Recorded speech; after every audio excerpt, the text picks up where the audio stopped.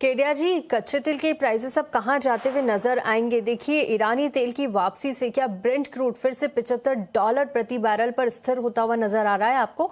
इसके अलावा इंडिया जैसे बड़े इंपोर्टर्स को यहां पर जिस तरह की स्थितियां बन रही है, उसका एक बड़ा फायदा भी मिल रहा है। कैसे देख रहे हैं आप? नमस्कार जी। देखिए, नमस्कार। सबसे पहले एक बड़ा इवेंट था जो पिछले 3.5-4 महीने से चल रहा था। 1 मार्च से हमने देखा, जैसे ही अनसर्टेनिटी बढ़ी, कच्चा तेल खास करके ब्रेंट $119 चले जाता है। उसके बाद कंसिस्टेंटली हम $100 के ऊपर होल्ड कर रहे थे। अब प्राइसेस धीरे-धीरे जैसे सीज़फायर की न्यूज़ आई है, तब से हम देख रहे हैं गिरावट दिख रहे हैं। मुझे जैसे पहले भी लग रहा था कि 78, 80 के आसपास जाके ब्रेंट होल्ड होना चाहिए, उसके नीचे जाता हुआ नहीं दिख रहा है। बिकॉज़ अगर ये युद्ध खत्म भी हो जाता है तो एक तो कंजम्पशंस और दूसरा यूएस में भी हम देख रहे हैं समर ड्राइविंग सीजन स्टार्ट हो जाएगा, डिमांड बढ़ना स्टार्ट हो जाएगी। तो जो पिछले 1 हफ्ते का जो ओवरहैंग था, इसकी वजह से बार-बार हम प्राइसेस में ड्रॉप ज़रूर देख रहे हैं, बट ये लोअर लेवल पे मुझे सस्टेन करता हुआ नहीं दिख रहा है।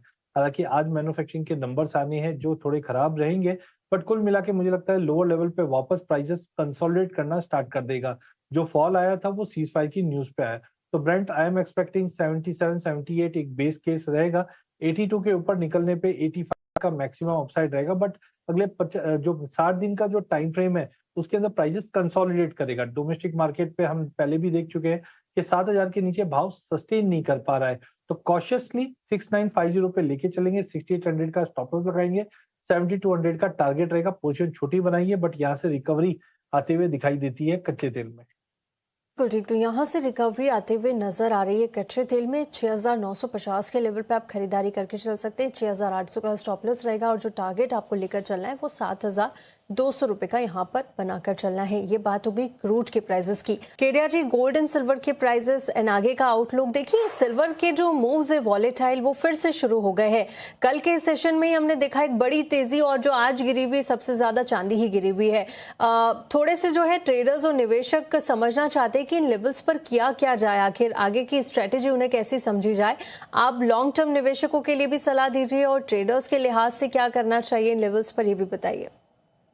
देखिए, ट्रेडर के लिहाज से मुझे लगता है सोने और चांदी में और बड़ा फॉल बैक आने की तैयारी कर रहा है।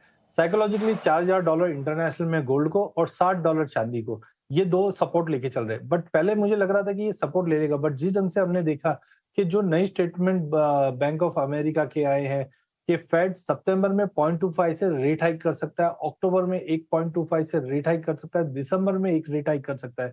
तो जहां पे 0.25 की रेट हाइक की बात हो रही थी, अब 0.5 से 0.75 तक की भी बात हो रही है, जिसके चलते मुझे लगता है कि जो मंदी है और ज्यादा गहराते हुए दिखाई देगी। हालांकि अभी भी 4000 का लेवल तोड़ नहीं पा रहा है। मुझे लगता है नीचे में 3450 से 3500 तक का लेवल सोने में, और चांदी वैसे 4860 का सपोर्ट है, बट मुझे लगता है कि चांदी एक इंडस्ट्रियल मेटल भी है। जैसे जैसे क्रिटिकल मेटल की डिमांड बढ़ेगी तो ये 52-53 तक आ सकता है। तो करंट लेवल से लेने की बिल्कुल सलाह नहीं है। हाँ, कल हमने जो जंप देखा था वो शुक्रवार की वजह से था। शुक्रवार को यूएस मार्केट बंद थे, जिसका रिप्लिका हमने कल आते हुए देखा, थोड़ा बाउंस था, बट एक सेल करने का मौका था। तो करंट लेवल से मुझे लगता है बिकवाली करके चलिए, जहाँ पे सोना 1,47,500 पे बेच के चलिए। 145,200 का इमीडिएट टारगेट है, बट मुझे लगता है जुलाई मिड तक 1,40,000 या उसके नीचे जाता हुआ दिखाई देगा सोना। वहीं चांदी की अगर बात करें तो 2,30,000 पे बेच के चलिए। 2,24,000 तक का टारगेट है, बट कुल मिला के 2,10,000 तक की तैयारी करता हुआ दिखाई दे रहा है। बट हाँ, एक चीज मैं और बताता हूँ कि लॉन्ग टर्म के लिए ये मौका अब धीरे धीरे सही हो रहे हैं कि आप बाइंग कीजिए। 2008-2022 में हमने ऐसा ही मूव देखा था कि कभी भी कच्चा तेल $100 के ऊपर जब ट्रिगर करता है, 6 महीने से 7 महीने तक सोनी चांदी में उसकी वजह से सेल ऑफ या गिरावट रहती है, बट उसके बाद एक नई बड़ी तेजी स्टार्ट होती है। तो मेरा मानना है कि ये आपको जो गिरावट है वो जुलाई अगस्त तक दिखाई देगी, और सितंबर अक्टूबर ऑनवर्ड सोने चांदी में एक नई लंबी तेजी की तैयारी होगी, जहां पे लग रहा है कि चांदी $200 और सोना वापस $8,000 तक के लेवल भी दिखेंगे। इसके लिए जो लेने का तरीका है वो एसआईपी के द्वारा, ईटीएफ के द्वारा आप धीरे धीरे करके जुलाई और अगस्त में एक्यूमुलेट कीजिए। अक्टूबर ऑनवर्ड्स मुझे लगता है स्टेबिलिटी, और मार्च से हम जब रेट कट की पॉसिबिलिटी स्टार्ट करेंगे, तब से एक नया लॉन्ग टर्म व्यू स्टार्ट होगा। बट टाइमिंग तो मुझे लगता है अगला महीना 1.5 महीना सोने चांदी के लिए ज्यादा खराब है। बिल्कुल ठीक। और टाइम फ्रेम के साथ आपको बता दिया है, अगले 1 से 1.5 महीना थोड़ा सा यहाँ पर कॉशियस रहिए, लेकिन लंबी अवधि के निवेशकों के लिए सही अपॉर्चुनिटीज भी यहाँ पर निकल कर आएंगी। इसके बाद सितंबर से अक्टूबर के बीच हम एक बड़ी तेजी यहाँ पर काफ़ी ऊपरी रेंज यहाँ पर केडिया जी ने बताई गोल्ड एंड सिल्वर के प्राइजेस में आती हुई नजर आएगी और यहाँ से आप SIP के थ्रू थोड़ा सा एक्यूमुलेट करना शुरू कर दीजिए। फिलहाल की जो स्ट्रेटेजी हमारी स्क्रीन पर फ्लैश हो रही है तो उसके हिसाब से आप अपनी रणनीति बना सकते हैं। केडिया जी, बेस मेटल्स में खरीदारी का ये सही समय है या फिर यहाँ पर थोड़ा सा कॉन्शियस रहना चाहिए इस वक्त?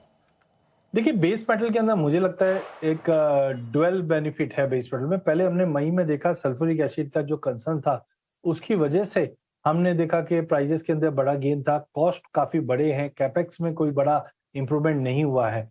टाइमिंग तो मुझे लगता है जिस ढंग से डॉलर इंडेक्स 101 के ऊपर आ चुका है तो टेम्पररी ये फॉल कंटिन्यू रहेगा। लेकिन जैसे ही हम जुलाई में पहुंचेंगे और मैन्युफैक्चरिंग के नंबर थोड़े बहुत इंप्रूव होते हुए दिखेंगे और जो रेट हाइक की साइकिल है जब तक है मुझे लगता है थोड़ा सा ठहराव है, तो 15-20 दिन महीना भर बेस मेटल में थोड़ा दबाव रह सकता है। बट रेस्ट ऑल जैसे हमने चिली के अभी आउटपुट्स देखे वहां पे ड्रॉप आते हुए दिख रहे हैं, तो लॉन्ग टर्म व्यू अभी भी इंटैक्ट है क्योंकि कोई भी इकोनॉमी का अगर ग्रो करना है तो बेस मेटल की रिक्वायरमेंट तो होनी है। बट टाइमिंग डॉलर इंडेक्स को देखते हुए मुझे लगता है टेम्पररी ये गिरावट रहेगा। इसीलिए आज इंट्राडे में 1308 पे आपको कॉपर को बेचना है, 1292 के टारगेट के लिए 1318 का स्टॉप लॉस रहेगा। जिंक के अंदर मल्टीपल ऑफ टाइम हमने देखा 370 के ऊपर सस्टेन नहीं कर पा रहा। हालांकि आप देखिए जो सरप्लस उसमें 50% का फॉल आया मार्च से अप्रैल के बीच में, जो दर्शाता है कि अब लॉन्ग टर्म व्यू जिंक का भी बहुत स्ट्रांग है। बट इंट्राडे में 370 के नीचे है, बेचिए 364 का टारगेट रहेगा। एल्यूमिनियम में तो गिरावट लग भी रही थी क्योंकि सीज फायर के बाद जो 9% जो सप्लाई मिडिल ईस्ट से जो प्रभावित हुई थी वो अब कहीं ना कहीं पटरी पे आ रही है और टेक्निकली एक हार्मोनिक पैटर्न बना हुआ था 397 पे, जो लग रहा था कि 340-42 तक का लेवल दिखा देगा। उसी को देखते हुए 350 पे आपको एल्यूमिनियम बेचना है, 345 का टारगेट रहेगा।